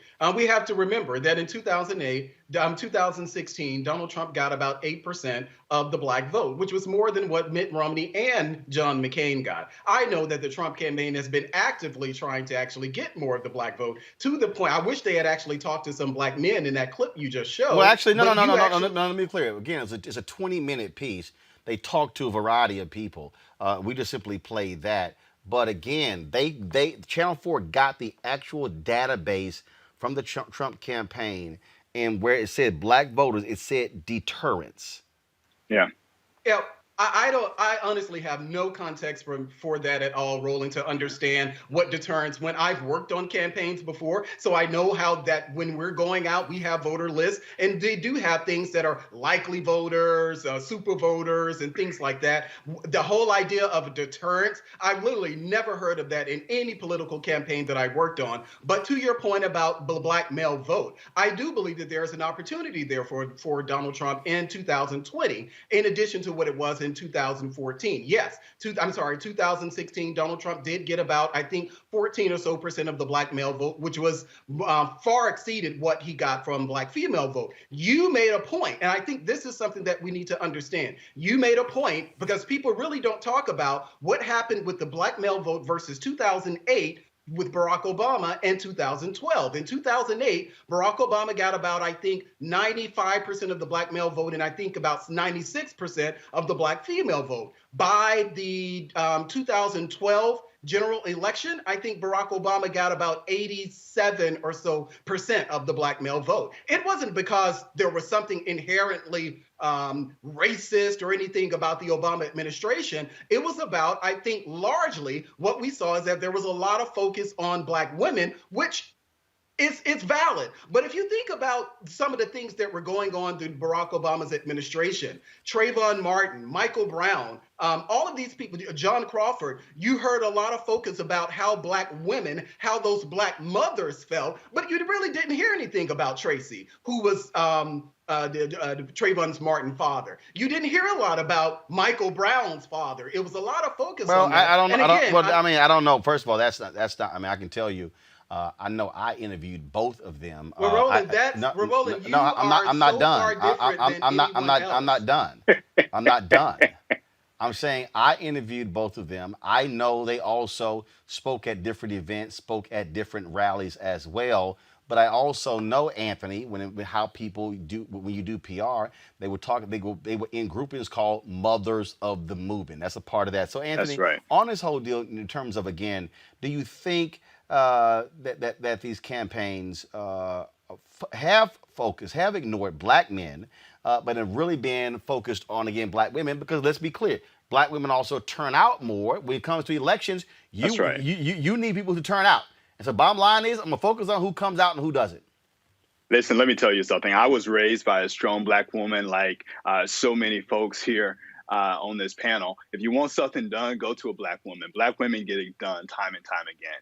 The reality is, I'm particularly disturbed by that last piece on Channel 4, because the reality is that there are a number of black men who, quite frankly, are open to Donald Trump. The Republican Party doesn't need to set up these type of roadblocks that, we're seeing in Louisiana and that we are, seeing in Pennsylvania and Michigan. But when I was preparing for this call, Roland, I talked to a good friend of mine. We went to Morehouse together. He's an educated man. He's got an MBA, lives out in California. He was a Democrat with me down in Atlanta 20 years ago. He voted for Donald Trump in 2016. And I asked Tori why he did that. And what he told me, and I wrote it down so I wouldn't misquote him, he told me that he sees that Joe Biden and Hillary Clinton, he sees them as all the same. He sees them as the old guard. And so my point for bringing this up is that there is a sense in the American electorate at large where people are frustrated with the state of the American political system. And Donald Trump, quite frankly, has an opening there if he focuses on the economy and how his policies or lack thereof can improve the plight of individual men and women. Listen, I'm a Democrat. I'm not going to vote for him. But my message to anybody who is on the fence right now, take a look at the policies and see how those policies will directly impact your life. This election is not about Joe Biden and Donald Trump. This election is about you and how you benefit. Bruce, it's interesting. I've heard that. I've seen it in data as well, where black men and others, he's a disruptor. That Trump is a disruptor, and they like that. Well, that's like somebody coming and breaking into your house and tearing shit up. They're disrupted too, but you ain't trying to have all your stuff torn up. Facts. I think when I think about Donald Trump, when I think about this idea, even the idea of Donald Trump, and what I will say is, when I got elected in 2016, there was a gentleman that said, I voted for you, and I voted for Donald Trump, and I asked him why, and he said something to the effect that the brother said before is, you're not the same old. Now, fortunately, we've gotten to see exactly what the Trump administration is about. And if I could echo and actually elaborate a little bit on what the brother said before me, is that when we vote in this election, folks might not be excited about none of the candidates. That's when we have to start looking at policy. That's when we have to start looking at administrations, right? Because we can talk about whatever it is we want to talk about, but at the end of the day, when you have a person who is willing to appoint Jeff Sessions, when you have a person that is willing to appoint DeVoe, when you have a person that's really willing to appoint Attorney Barr, these folks who prove to be problematic as far as policy-wise, when it comes to criminal justice system, when it comes to education, but especially when it disproportionately affects black and brown people, specifically black folks. Michael Harriet with the root I get a kick out of that when folks say Trump is not the same old, as if they don't see what the hell he actually did. I mean, when I'm having these conversations with people, I'm going, let's go to Michael, who's on FaceTime. I'm like, Michael, I had this conversation. I'm like, do y'all understand that when Donald Trump says, I don't like progressive DAs, we're going to pull back consent decrees, he touts the First Step Act. He talks about, how black unemployment was before COVID, but doesn't talk about all the other stuff that's actually happened with black people. And so what are black men listening to? Is it this notion of strength that, or is it that they bought into the persona of wealth and power, and that Donald Trump, he's a rich man, which we actually now know from his taxes, he broke as hell. Michael? Well, one thing we have to realize, first of all, is like all of this, a lot of this conversation is based on a lack of knowledge of math. Like the people who think that Donald Trump got a lot of black male voters are disregarding the fact that the percentage of the total number of black voters declined in 2016. Right. So he got the same number of black male voters that Republicans usually get, but because the number of black people who voted overall was less, it looked like he got a bigger percentage, but he didn't get the total number of black voters, of black male voters didn't really increase that much for Donald Trump. But we also have to acknowledge that like black women fit more into the Democratic constituency because like dumb people vote for Donald Trump. Dumb people vote for Republicans. That's data, right? Like uneducated people vote for Republicans, and uneducated white people for the most part, but some dumb, some uneducated black people also vote for the That's Republican not Party. fair. And because black women are the most educated constituency in the electorate, right? They almost 0% of black women. I think it was 98%, but the other 2% was negligible. I think Anthony. Mike. I think Anthony Coley disagrees with you. Go ahead. So here's so anyone who voted for Donald Trump in 2016, we don't think you're dumb. No, I disagree with that one. I think if you vote for Donald Trump, you are dumb. But go right ahead, Anthony. Go ahead with your point. No. No. See, I know what you're saying. I was on CNN once, and I was on CNN once, and John Avlon said, "Roland, we shouldn't call voters dumb." No, some dumbass voters. But Anthony, go ahead. So listen, I'm a Democrat. I work for Ted Kennedy, the biggest Democrat there is, right? I haven't always voted for Democrats in every election. In the election, I used to live in Maryland. And Same here. It's still some dumb voters, but go ahead.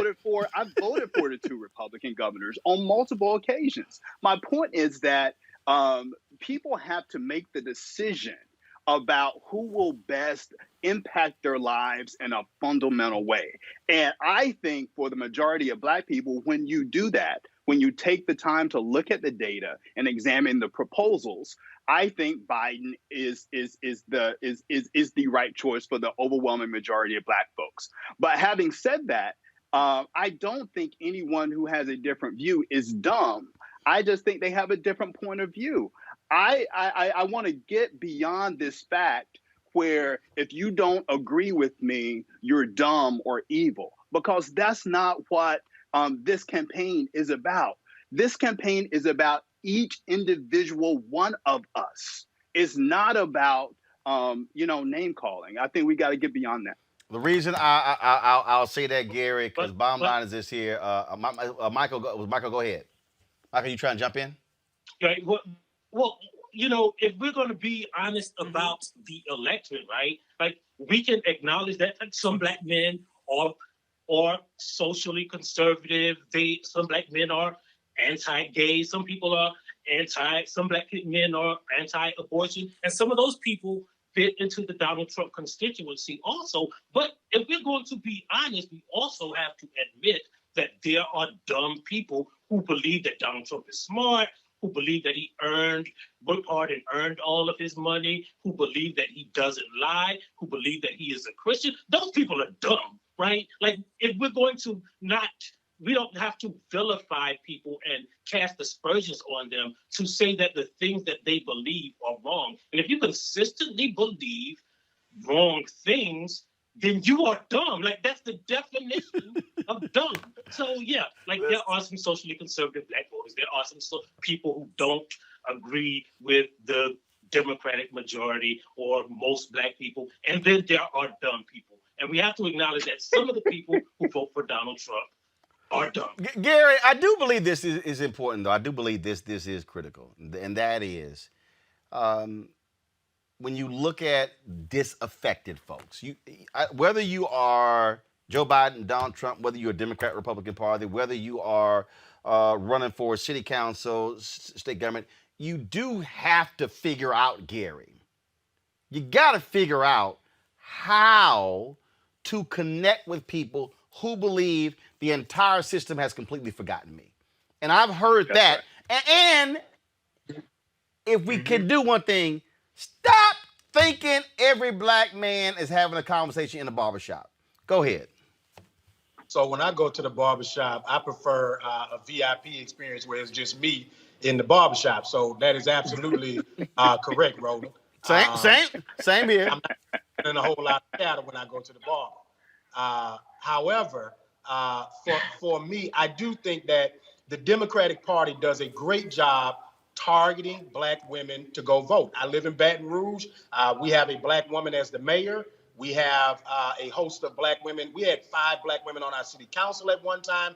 The majority of our judiciary were black women. The majority of our state women from here in Baton Rouge were black women. And the party structure goes after black women. Therefore, black women turn out for them.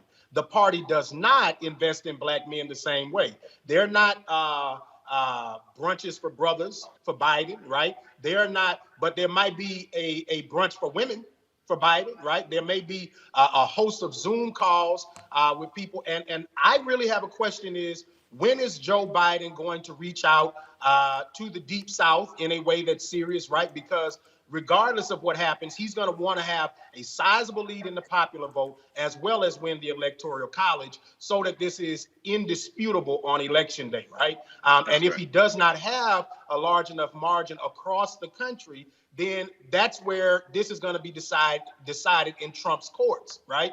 And for black people who are debating this, you got to ask yourself, you know, who do you want making the decision about whether or not you are charged with federal crimes, right? A pro-police Republican U.S. attorney or somebody who is appointed by a more liberal person who looks at the law differently than conservatives with this whole law and order stuff. And the truth is, law and order only exists when they're talking about black and brown people.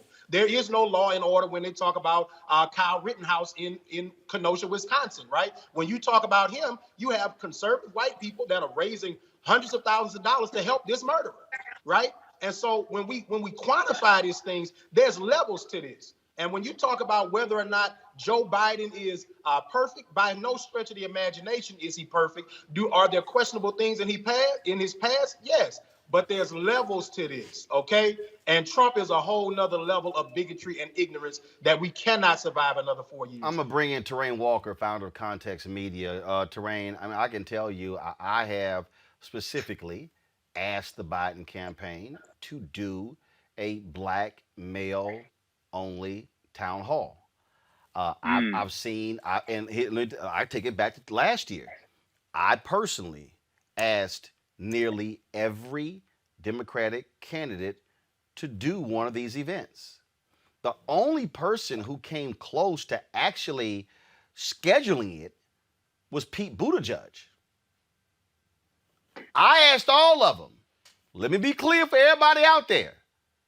I personally asked first Senator Cory Booker, Senator Kamala Harris, Senator Elizabeth Warren, Congressman Julian Castro, Tom Steyer, Joe Biden, Senator Bernie Sanders, and there were several others who I personally asked them, and it was like, but again, even now, I mean, we live streamed a dialogue that Senator Kamala Harris had with black women in Michigan, and I've said, y'all need to have one where you're targeting black men because you got to speak to those issues as well. Terrain.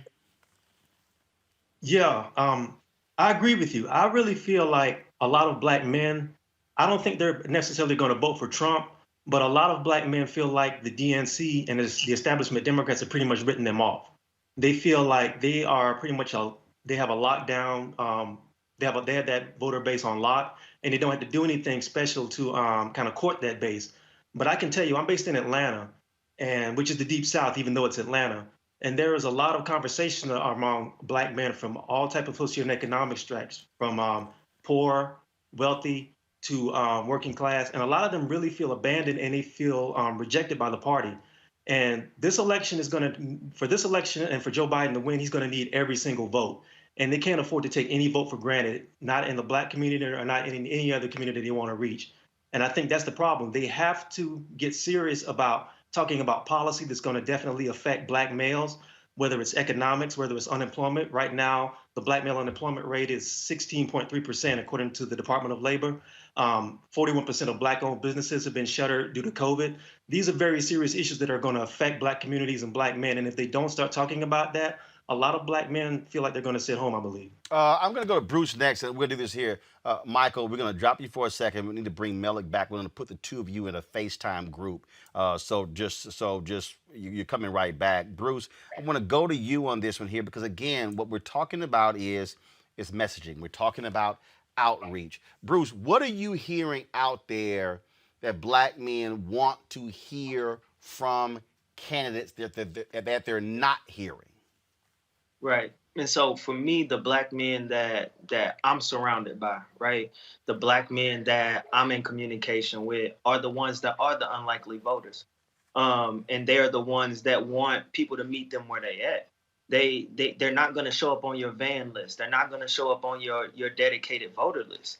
And so what they want to hear is talk about what criminal justice reform look like. When we talk about defunding the police, that's a real thing. You know, that's a real tangible thing that we've seen take place and can take place, but nobody's talking about it on a federal level for the most part, really outside of Cori Bush. And so when you talk about those policies that directly affect us as Black men and Black people as a whole, but as you asked specifically Black men, we got to talk about those things that disproportionately affect us, like the criminal justice system, like police reform. I mean, we have to watch the news. We have to look at social media every day and see a Black man or a Black woman killed at the hands of those who are supposed to protect us. So when are we going to have real conversations about dismantling this carceral system? And that's the conversations that I'm having with those who are in the cracks and crevices of the streets and might not show up on those likely voter lists. Also, Anthony, and I have no problem going here. Black males gotta damn it organize and mobilize. Now, there are folks who are doing that. But let me tell you something right now. I know this for a fact. There's a group of Black women. When I say a group, I'm talking about it damn near numbers 800 who have been meeting every Sunday night for the past several weeks. Guest speakers, major speakers, focused on mobilizing, organizing. I have been saying I'm a life member of Alpha Phi Alpha, right here. Yeah. I've been saying to my frat, we can't have all of this Black male infrastructure and we ain't using it. I said to the Omegas, to the Kappas, to the Sigmas, to the Iotas, you take 100 Black men, you got all these Black male groups out here, you got this infrastructure, you got Prince Hall Mason, I'm one of them too, you got Sigma Pi Phi, the Boule, I'm one of them too. It's real simple. You can't have this and then you're in your own little world and you're not out here mobilizing and organizing. You got to do it. That's exactly right. Here's the deal. At the end of the day, we all have a sphere of influence. And so how are we going to use our sphere of influence to bring about the change that we want? You know, it doesn't necessarily, everybody's not an Alpha or a Kappa or an Omega or a Sigma, right? Everybody's not a Freemason, but you know what you are on? You are on that group chat with 10 of your college buddies, right? You are a member of your church or your mosque, right? So all of us have something that we can do to encourage those within our sphere of influence to get out and vote. But Roland, I want to go back to the previous conversation that you just had about messaging. One of the things that we are seeing in the data about why people support Donald Trump more than or are open to Donald Trump is because this sense of him being a successful businessman. We know through the New York Times reporting and others that is not as true as what he purports. So if I'm Joe Biden, if I am writing his messaging to Black voters and potential Black male voters, I am going to talk about all of the things we talked about in terms of criminal justice reform and in terms of healthcare. I'm talking about it through an economic lens, because at the end of the day, what Black men want to do is to be able to provide for their families. That is head and shoulders above anything. So when you talk about coronavirus and you talk about criminal justice issues and you talk about systemic injustice, I would talk about it through the lens of economic security. That's how he communicates to us. And that's, in my opinion, is how the best way to go about getting the Black male vote. That's the thing that, and anyone can jump in if y'all want to, that economic messaging piece is critical, Gary, because I've heard, and I need people to understand, we're not talking about just brothers who are on Wall Street. No, we're talking about cats who are barbers. We're talking about cats who have food trucks. We're talking about brothers who are looking at taxes, who are looking at tax bracket, who are looking at those things. I've had brothers who are on my Instagram say, yeah, I'm going to vote for Trump because this is what my 401k has done. This is what my tax liability has gone, and so others have said, yeah, but you can't just make a decision solely about you. You got to think about the collective. But you got cats who are saying, damn, the collective, I'm only thinking about me, my wife, and my kids. Well, let's be clear, Roland. Let's be clear. You paying more in taxes than Donald Trump. Okay? Very true. So to sit Very here true. and pretend like Cuz got your best interests at heart, he doesn't. He is looking out for him.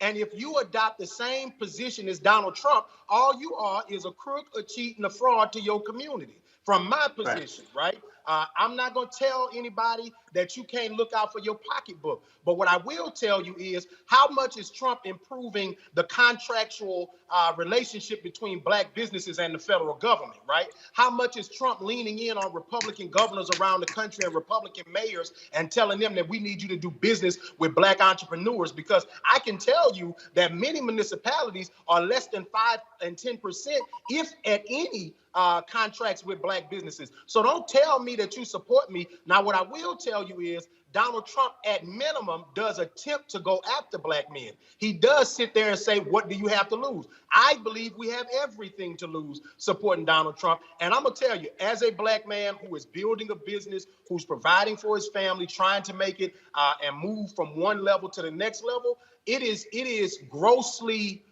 insulting for you to tell me that you're looking out for me and you making millions of dollars, but you paying $750 in taxes while we're paying thousands of dollars when we know that the income that he has or is proposed to have had, right, is far greater than that of the average black man. So if you siding with somebody who is basically cheating the system so you can pay more in taxes, you a fool. Bruce, I saw you were snapping your fingers. Go ahead. Listen, I'm sending that brother a Christmas card. Listen, I want to go back to this messaging because I definitely appreciate every single one of the brothers' input.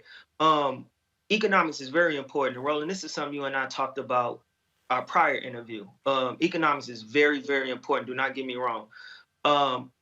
What black men are tired of is dying at the end of the day. When you talk about this system, when you talk about the Republican Party, when you talk about even certain other aspects of this system, right, there is prosperity in our poverty, right? There is prosperity in them keeping us in the places. I'm going to snap you on that one. Wow.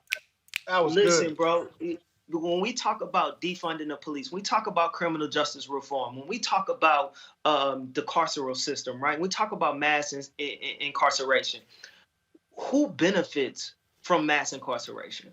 Who benefits from us going to jail each and every day? Who benefits from us dying each and every day? If a candidate can have the bold stance, right? Because what black men that I'm talking to are tired of is this safeness, right? This idea of we gonna vote safe because this is the moderate way to do it. Well, moderate ain't got us where we need to be. Because at the end of the day, we still dying out here. We still dying. We still poor. We still scrapping for the same resources we've been scrapping for. We still fighting for the right to vote. We still fighting against all these oppressive systems. So this safeness ain't got us nowhere. So when we have somebody that can take a bold stance, right? Like that's the messaging we need to talk about. We really need to dig deep into why this system is being fed. We need to stop feeding the system. But the way we're going to stop feeding the system is if we have those candidates who are going to come in and say, you know what, I'm going to take this bold stance right here. But not only am I going to take it, I'm going to walk the talk. Because at the end of the day, no matter who gets in office, if they drink the Kool-Aid and understand, you know what, this system ain't built for us. So it's all right if we take this step back. It's all right if we don't concentrate on those certain type of folks. I'm gonna bring Michael Harridge to this conversation to that point, Michael. And the reason why I say why you have to dress brothers specifically is for the same reason why you address sisters specifically. It's the same reason why if you are Biden or Harris or if you are Trump or if you running for the Senate or the House, you talking to suburban folks specifically. You're talking to other because you have to say, okay, if I can reach you and speak to what you care about, not only are you gonna vote, you're gonna be a surrogate without me even ask you to be one because you're going to get others to buy into it. Which is, Roland, which is why one of the things that I can't understand is why the Democratic Party won't reach out to black male voters, right? Because, like, again, it goes back to math. We know that black men aren't voting in the numbers that black women are voting in, right? But instead of going after black men, they'll go to these white people who they know when push comes to shove is going to always vote for the Republican candidate instead of the Democratic Party. White people are always historically going to vote Republican, but they will chase those votes instead of a group of black men who all they want you to do, as the brother said previously, is to fight for them, and we don't see them fighting for them. Like there's this whole hullabaloo, right, over this empty Supreme Court seat, right? And when Barack Obama was president, the Senate Democrats had the Senate for 6 years and didn't invoke the nuclear option while these federal seats were empty. We're talking about the Supreme Court seat, but these federal seats were empty that Obama could have filled that gotten these black men out of prison. We know that Republican judges sentence black men to 20% longer sentences than liberal judges appointed by liberals or Democrats, right? So, like, the Democratic Party was just playing this conservative political game of nothing, while as soon as Republicans got party, they fought for their people. They're going to outlaw abortion. They're going to feel Trump is packing the federal benches. We want someone to fight for us like that. And in the wake of the Democratic Party just sitting back and doing nothing to get black men and doing nothing for the black men who voted for him, it's hard to see why black men would just jump out on a limb and run after a party who's not running after them. If the Democratic Party increased the base of black voters, then we don't have to convince black Trump voters not to vote for Trump, because if 14% out of 100 people voted for Trump, he gets 14%. If 14 out of 200 voted for Trump, you get 7.5%. So if you increase the number of voters, you don't have to worry about those dodos who vote for a man who wants to kill them or kick them out of his country. Which goes to terrain investment. And that is very simple. You have to actually make the investment, which also means being very specific, investment in black media, in those organizations, in those entities, talking to them. And again, I get politics. That is, you put your emphasis on where you're going to get the greatest return. But if you don't plant the seeds, nothing will ever grow. Exactly. And I want to speak to that if you don't mind. I think a lot of candidates don't really see the value in talking to black media because they feel like, if you cover your bases with the mainstream, then everything's fine. But there are a lot of people who don't have TV, who get all their information off social media and they get it off their cell phones. And you have to go there and you have to hit those people with solid policy. For right now, from what I've been seeing from a lot of candidates, is a lot of entertainment, and you see a lot of focus on optics and the sort of like presentation, but they're not really doing a really good job of getting policy out to these people, and they're hungry for it. You have to trust your voter base to be willing to listen to what you have to say and be intelligent enough to want to hear what your policy positions are. You have to stop being afraid of that.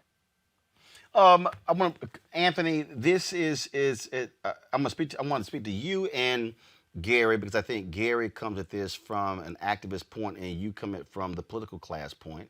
And this is where, Anthony, it's also, you got to think differently. And that is this here. If I got bros, if I've reached bros who don't have college degrees, if I've reached those individuals who aren't in professional organizations, if I've reached those individuals who are not in the political class, again, what I should be doing is amplifying them, because they also are going to reach folk who are not your ordinary voters. And that Desmond Meade told me that. He said the reason the Florida Rights Restoration Coalition was so successful is because they weren't afraid to go into public housing complexes. They weren't afraid to go into low-income neighborhoods. They weren't afraid to go there. He said, and then they sent people there who had credibility with the very folk who they were talking to, and then they educated them on policy and things like that. He said, and that's how they were able to build that coalition in Florida to get Amendment 4 passed. I think you're onto something, which is why that video with Tyler, the Creator, was so important. This is why the Biden campaign has enlisted Frankie Beverly to host events for his behalf, on his behalf. You know, the other part of this are things that happen organically. And we have not spent any time talking about this video that a group of Atlanta strippers released. Well, actually, I had the director on my show yesterday. I had her on the show yesterday explaining why they did it. And this is what she said. She said, point blank, we got a voice and we wanted to reach people who don't care about politics. And she said Atlanta is the capital of, she said people know Atlanta for Coca-Cola and Magic City. And see, now remember, there were a lot of other black people. I had Judge Joe Brown who sent me a text, and other people were like, "Oh, how dare!" And they were black. I had black feminists who said, "Hey, we don't like this as well." But the director said, Angela Gomes, she said, "Hey, we trying to reach anybody and everybody. That's why we did it." So I'm like, "Okay, cool, go ahead." Listen, it is unconventional, and that's my point about it. Is that you have to meet people where they are. Right. So you can talk to the brother who has an MBA and reads the New York Times and who is unconvinced that he should vote for Trump. And then you can talk for the brother in Atlanta who got this on Instagram and, you know, he's never voted before in his life. My point is that it should be all of the above, Roland. And I think that's the point that you were trying to make. Folks, let's just do this here. We're going to get final thoughts for each one of you. Of course, the debate is tonight. I know folks want to get ready for that. And so I'm going to start first with Michael Harriot. Right. I just have to say that the Democratic Party needs to reach out to every voter that it can, right? So we know that white people have mostly chosen their party and black women always show up. And the people and the constituency that they can build a base with is black men. And it's not about having to appease black men. It is actually, all they have to do is just do the stuff they say they're going to do, right? Fight for black people like Republicans fight for white people, and black men will flock to the party in droves. Bruce Franks. I didn't get elected to the state house in Missouri, a highly Republican area, because I followed the ban list or because I went with every voter who was going to vote and we knew they was going to vote. We got in office because we went to every house, every person who was in the hood, who was in the cracks and crevices, the gangways, wherever it was. That's who we reached out to.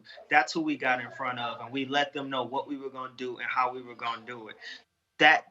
That's not exclusive to a state rep race. That's not exclusive to a Senate race. That can be done on a presidential level, on a federal level, if folks are willing to have the balls to get out there and go into the cracks and crevices of our community and get to the folks who are unengaged, because that's going to be what gets us over the hump. But you're going to have to do it with bold policies and bold stances. Anthony Coley, I was sitting there thinking, I was like, I know people don't like using the word cons, but I'm sorry, if I'm sitting there putting the campaign together, I'm gonna have ex-cons for Biden, ex-cons for Trump, ex-cons for Frank. Again, what I'm thinking about is first of all, politics is completely about identity politics. Okay, it's segmented. It's all segmented. I don't care who you are. It's segmented by income, by race, by gender, by sexual orientation, what neighborhood you're from, and so I'm simply saying that if you're the Democratic Party and you actually want to really, really reach black men, you gotta actually talk to them, not talk around them. That's exactly right. You have to talk to them and you have to meet them where they are. And what do I mean when I say that? there is a sentiment within not just the Black community, but with the electorate in general, that the system is rigged. And if Joe Biden and Kamala Harris can talk, and I should actually speak directly to folks who are on the fence right now. This election is not about either one of these two candidates. This election is about who can fundamentally make your economic life better for you and your family. I believe that's Joe Biden and Kamala Harris, but you have to study the policies yourselves. I believe when we talk about a system that is rigged, that is not working for all of us, or the least of these, as Scripture says, that we need candidates who are actually going to deliver on what they say when they talk about disrupting the system that's causing so much angst in our community. Terrain. What I want to say to the Democratic Party and the DNC is that they need to find the courage of their convictions, and they need to stop being in the middle and take definite stands about what they stand for, because right now that messaging is not coming across. And Kamala Harris and Joe Biden need to really go directly to Black men and talk to them about what they can do for them to make their lives better, and how they can create a bridge between the gaps between their records and what they're known for and what they're standing for now. They can't afford to leave any votes behind at this point. Gary Chambers, bring us home. If I could send a message to Joe Biden directly, I would say, to sum up what all of these brothers have said, is every Black vote. You got to go after every single Black vote. And Joe has ran for president. Now, this is his third time, I believe, right? If you want something that you never had, Joe, you're going to have to do something you never done, which is go after Black folks like you never have before.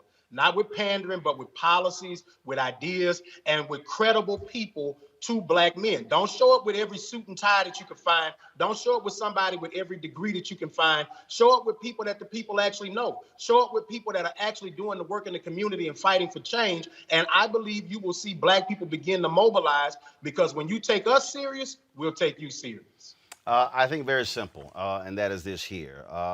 As Gary said, every vote does indeed count. And what it requires is, it requires leaders to actually lead. We're talking about now Zoom elections. We're talking about a digital piece right here.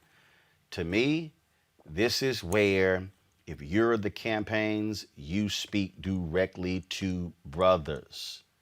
You have institutions out there. This is just me. If I'm the Biden-Harris campaign, this is what I'm going to do. I'm going to create, I'm going to say, we're going to have a conversation, and I'm going to have young brothers, older brothers. I'm going to have brothers who've been in jail, brothers who have not been in jail, brothers who are business owners, and brothers who are not business owners. And then what I'm going to do is I'm going to have a conversation about those policy issues. I'm going to go right at it.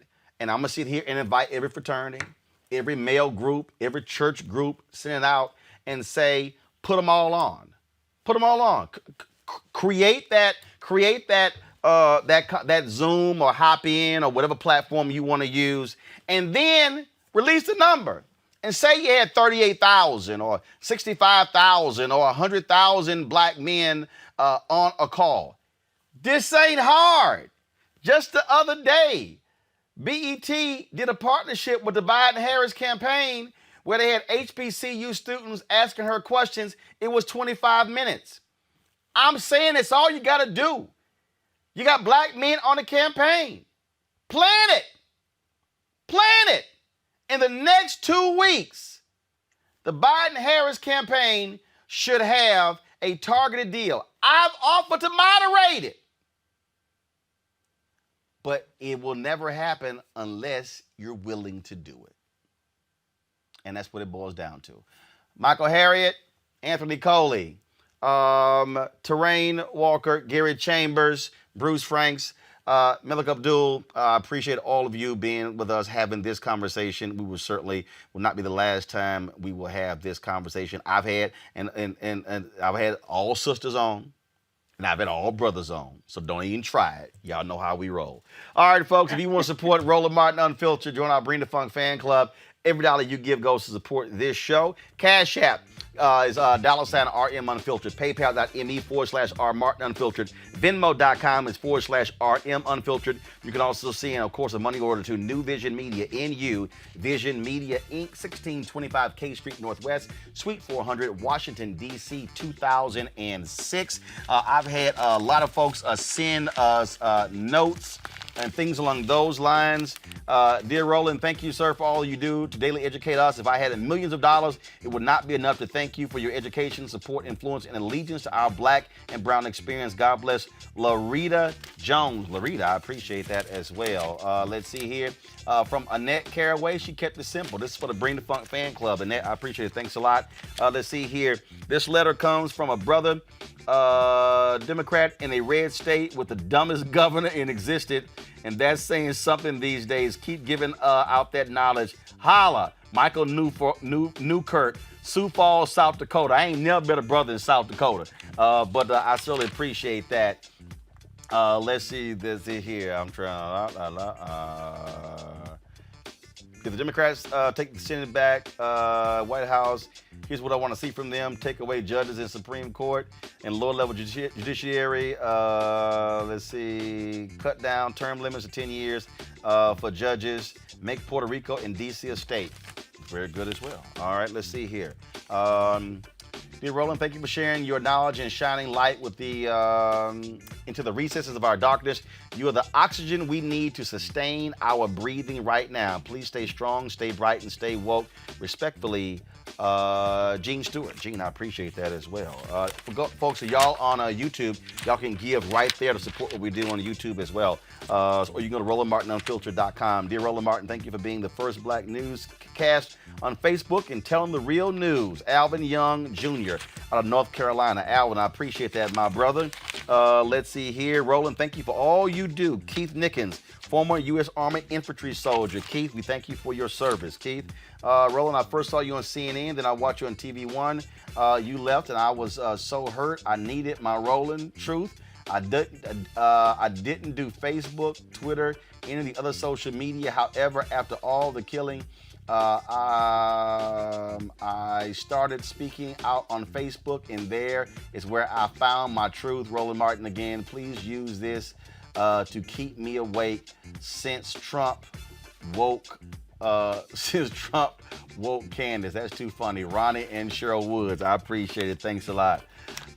Let's see here. Oh, let me thank Houstonian Angela Blewett. She sent me. She actually makes a handcrafted soap, and she actually sent me some, and so it's in my office. So Angela, I appreciate that. I love the way you keep the black community informed by discussing topics that interest us or that are not covered in mainstream media. I feel smarter every time I watch your show. Keep up the great work you're doing at RMU. I appreciate it. I'm gonna read one more before we go. And let's see if I can find a short one. All right, here we go. Dear Mr. Martin, you're doing a fine job. Keep up the work. I'm a supporter, voter, and want to be a fan club member. Thank you so much for your efforts. William Hardison. All right, William, I appreciate it, man. Thank you so very much. All right, folks, we'll see you tomorrow. We're going to be breaking down, of course, post-debate. Oh, also, let me see this here. And, man, where's their card? Okay, so this was a sister who sent me this here. Okay, I don't know their name. One of your lifelong fans suggested we send you some Vote with Love gear. We hope this helps inspire your crew to grow empathy and cast a more thoughtful and informed vote this year. We invite you to wear and post and tag us, Vote with Love. This is the Vote with Love team. And so they actually sent me this Vote with Love mask right here. And so there we go. All right, folks. Post-debate tomorrow right here, Roland Martin Unfiltered. Also, Kelly Bethea had a friend who gave me this shirt. I don't even know their name. And the shirt was called Love You Black Man. And so this one I wore today for a black male panel. All right, folks, I'm going to see y'all tomorrow. I got to go. Follow me on, I'm going to jump on probably one of these platforms when the debate is over to share my thoughts. So just look out for our tweet. All right, I'll see y'all tomorrow. Holla!